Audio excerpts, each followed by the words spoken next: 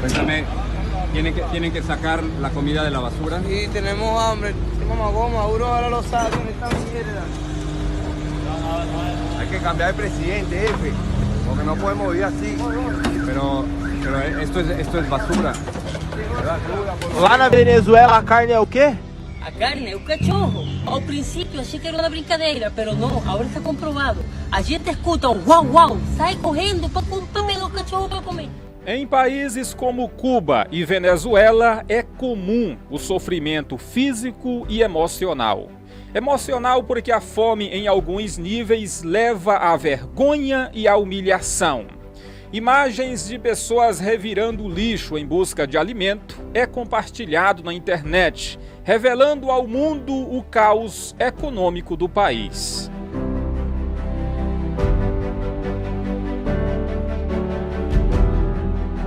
Mas aqui trazendo para o lado espiritual, como que é a vida cristã nesses países onde a economia entrou em um colapso, onde há perseguição religiosa, como que é a vida cristã? Será que as pessoas se tornam mais duras para o evangelho? Será que pessoas se desviam com mais facilidade? Será? Hoje em nosso vídeo vamos apresentar como que é a vida da igreja na Venezuela. La mayor profecía que nosotros podemos encontrar, aleluya, en estos tiempos, se llama la palabra de Dios. Se llama la Biblia. Es la mayor profecía que nosotros podemos encontrar. Isso que você acabou de ver aí é o que está fazendo a igreja, a maioria das igrejas da Venezuela hoje lá. A maioria dos templos estão fechados, todos os templos estão fechados por ordem do governo. E o que a igreja tentou fazer para continuar perseverando, já que a igreja não pode fazer como no Brasil, fazer culto online, eles começaram a criar grupos de cultos, como você viu agora. Esse aí do vídeo foi meu pai, o pastor Richard, que ele está com um grupo de irmãos pequenos, de uma parte da igreja, lá fazendo culto dentro de casa. Irmãos, hoje nós temos um artigo muito importante para passar aqui para vocês. Eu acredito que você vai pensar melhor sobre a sua fé, sobre a sua gratidão. Às vezes a gente é, irmãos, tão ingrato, sabe? A pessoa tem tudo dentro de casa, almoça todo dia, janta todo dia, toma café umas 10 vezes por dia como eu. E muitas das vezes a pessoa é ingrata, murmura, reclama, por qualquer coisinha sai da igreja e por aí vai. Esse é um vídeo para você não tacar os pés, ver até o finalzinho. Vamos apresentar aqui vídeos e imagens que vão te fazer refletir. Então, se assenta, se puder, curta esse vídeo, porque assim o algoritmo vai entender que é um conteúdo relevante e vai compartilhar para mais pessoas. Tendo dito isso, eu vou entrar de vez no assunto de hoje. A Venezuela vai terminar o ano como o país mais pobre das Américas. Passando pela pior crise humanitária, econômica e política da sua história, a Venezuela, sob o comando do ditador socialista Nicolás Maduro, enfrenta dificuldades extremas, um dia após o outro, como apagão elétrico, falta de água, comida e até medicamentos considerados vitais para a população. Entretanto, meu amigo, não é só com o enfrentamento no campo político e diplomático que os venezuelanos estão lidando com a crise, mas também no campo espiritual, o que tem despertado cada vez mais pessoas para a necessidade de se voltar para Deus. Segundo informações do jornal The Washington Post, abre aspas, não ter água, não saber se você tem algo para comer, esses são desafios existenciais. É precisamente quando a religião começa a parecer interessante, fecha aspas, declarou David, membro do escritório de Washington na América Latina. Queridos, nós estamos diante de um fato. Você quer ver as pessoas começarem a procurar Deus? Deixa a crise chegar. E eu não estou aqui torcendo por isso não, tá bom?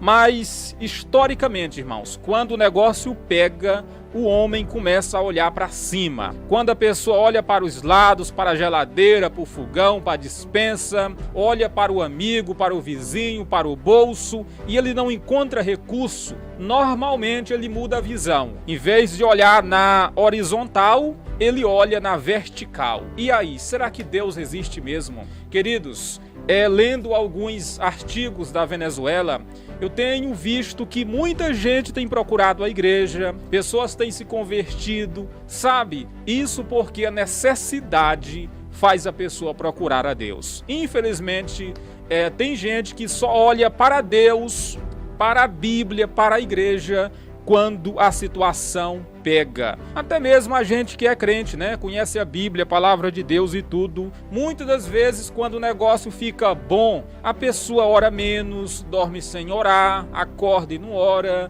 não lê a Bíblia. Afinal de contas, tudo está tendo em fartura. Irmãos, um dos requisitos para o avivamento é a perseguição, a necessidade, a escassez, sabe? A pessoa vai procurar a Deus. Que não venhamos precisar disso para olhar para Deus. Sabe? Que você que está me assistindo aí não venha precisar disso para olhar para Deus.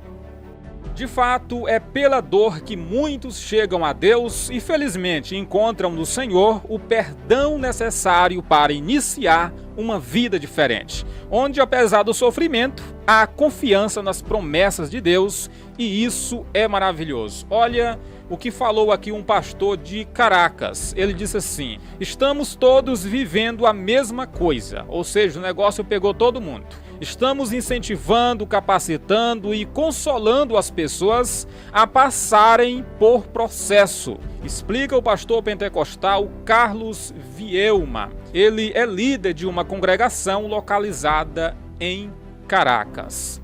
Ele conta que nos últimos 18 meses houve uma procura muito grande por Deus, chegando à frequência de 3.000 pessoas por semana, divididas em 3 cultos, muitas das quais buscando uma palavra de sabedoria sobre a crise no país.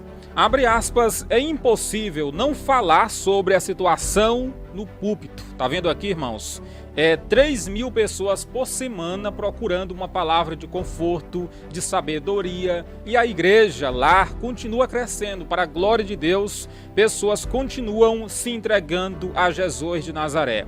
Muitas pessoas me perguntam, missionário, como que é de fato a vida cristã em países isolados, em países de crise? Eu já fiz aqui muitos vídeos falando sobre a Coreia do Norte, né? E muita gente me pergunta sobre o assunto. Irmãos, eu já li artigo que mostra que nesses países crente passa até 8 horas por dia orando. Porque o que muita gente pensa é que nesses países aí, as pessoas se revoltam contra Deus, param de orar, saem da igreja. Irmãos, é ao contrário. É exatamente nesses lugares aí que as pessoas mais são fervorosas, fiéis, sabe? Muitas chegam até mesmo a arriscar a própria vida para não negar Jesus de Nazaré.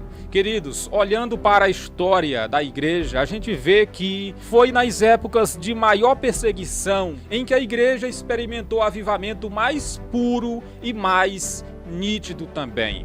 Que não venhamos precisar desse tipo de cenário para começar a olhar para Deus. Porque nesse país aí, onde tem gente comendo cachorro, olha só esse vídeo aí. Aí, nesse país, irmãos, na Venezuela, tem gente comendo espetinho de gato, literalmente. É carne de gato mesmo. Lá na Venezuela a carne é o quê? A carne é o cachorro. Ao princípio achei que era uma brincadeira, pero não, agora está comprovado. A gente escuta um uau, uau, sai correndo para comprar o cachorro para comer. Um frango é 1,5 ano de salário básico para comprar um frango. Como você faz? 1,5 ano de salário básico. Não pode. Lá, se você tem sorte. E lá você deixou casa, deixou tudo? Eu deixei tudo. Tinha carro, tinha tudo? Sim. Com sorte você come uma vez ao dia. Com sorte. Lá? Sim. Hoje aqui você, pelo que você pega, você come 2 vezes no dia. Claro, eu comi reciclado. 8 vezes hoje. 8 vezes. He limpiado 4 quintal. Dieron como casi unos productos aí, outros comprei. Na barraca. Tem comida para fazer. Só fazendo reciclagem. Tratando reciclagem. Você quer ir para Venezuela? Não. Assim o governo troca. A situação do governo mudou até o povo, a mentalidade do povo. Meu irmão, que situação difícil, né? Queridos, nesses países aí, o número de crente paia é bem baixinho, viu? É bem baixinho mesmo. E eu acredito que no dia que a trombeta tocar, muita gente vai subir nesses lugares aí do mundo, sabe? Porque é nesses cenários aí que muita gente para de olhar para o bolso, de olhar para a força do braço e começa a colocar mesmo toda a sua confiança em Deus. Irmãos, que possamos mudar nossa vida espiritual, que possamos aproveitar a liberdade que a gente tem aqui, sabe? A liberdade de falar do evangelho que ainda temos, e a minha oração é para que essa liberdade possa cada dia permanecer e se consolidar de verdade. Vamos aproveitar, queridos, a vida que temos aqui para falar de Jesus. E vamos também ser menos ingratos. Vamos parar com a ingratidão, né? Vamos parar com as murmurações. Aqui pertinho da gente tem tanta gente passando mesmo pelo vale, né? Pela dificuldade mesmo, ao ponto de revirar o lixo. E vamos também orar em prol dessas nações, orar pelos governantes, orar também pela nossa nação. Sim, irmãos, orar pela nossa nação, orar pelos líderes políticos, porque afinal de contas eu acredito que nem um crente em sã consciência sonha em viver um tempo difícil. Eu quero te convidar no final desse vídeo a compartilhar essa mensagem, a mandar para mais pessoas. Eu acredito que pode ajudar muitos por aí, tá bom? Deus abençoe a sua vida. Se não entregou ainda a sua vida para Jesus, entregue, porque Ele te ama muito e tem um plano para você. Até amanhã, querido. Deus abençoe vocês no nome de Jesus. A paz do Senhor e que Deus abençoe o Brasil.